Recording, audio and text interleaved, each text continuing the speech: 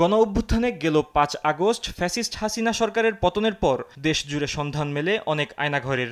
এরপর মুক্তি পায় শত শত বন্দী। গেল সেপ্টেম্বরে গুম সংক্রান্ত তদন্ত কমিশন গঠনের পর ভুক্তভোগীদের কাছ থেকে ১,৮০০টিরও বেশি অভিযোগ পায় কমিশন। দরিদ্র মানুষদের স্বাবলম্বী করার শুক্রবার রাজধানীর আগারগাঁওয়ে পর্যটন ভবনে গুমের শিকার ব্যক্তি, ক্ষতিগ্রস্ত পরিবার ও জুলাই যোদ্ধাদের মানসিক স্বাস্থ্য পুনর্বাসনের অগ্রাধিকার বিষয়ক কর্মশালা আয়োজন করে সিএডিএফ। এ সময় বক্তারা বলেন, গুমের প্রকৃত চিত্র এখনও উঠে আসেনি।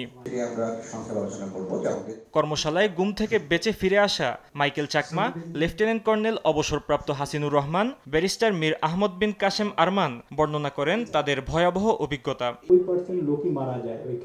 অনিশ্চিত জীবনযাপনে মানসিক, সামাজিক ও রাষ্ট্রীয় নিপীড়নের শিকার হন বলে জানান ভুক্তভোগীরা। পরিবার নিয়ে এখনো ভয় ও শঙ্কার মধ্যে রয়েছেন উল্লেখ করে দ্রুত ন্যায় বিচারের দাবি জানান তারা।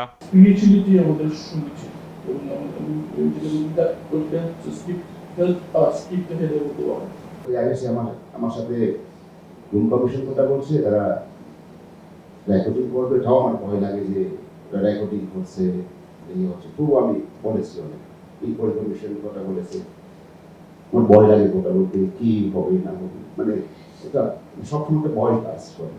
যা হয়েছে আমাদের সাথে তার ইনসাফ আমি চাই, তার ন্যায় বিচার চাই। আয়নাঘর থেকে বেঁচে ফেরা ব্যক্তিরা এখনো মামলার জন্য হয়রানির শিকার হচ্ছেন উল্লেখ করে হাসিনুর রহমান বলেন, গুমের বিচার হওয়া ও গুমের শিকার ব্যক্তির পুনর্বাসনে দেরি করা উচিত নয়। আমি চরমভাবে খেপে যাই গুম কমিশনের উপরে, আইসিটির উপরে।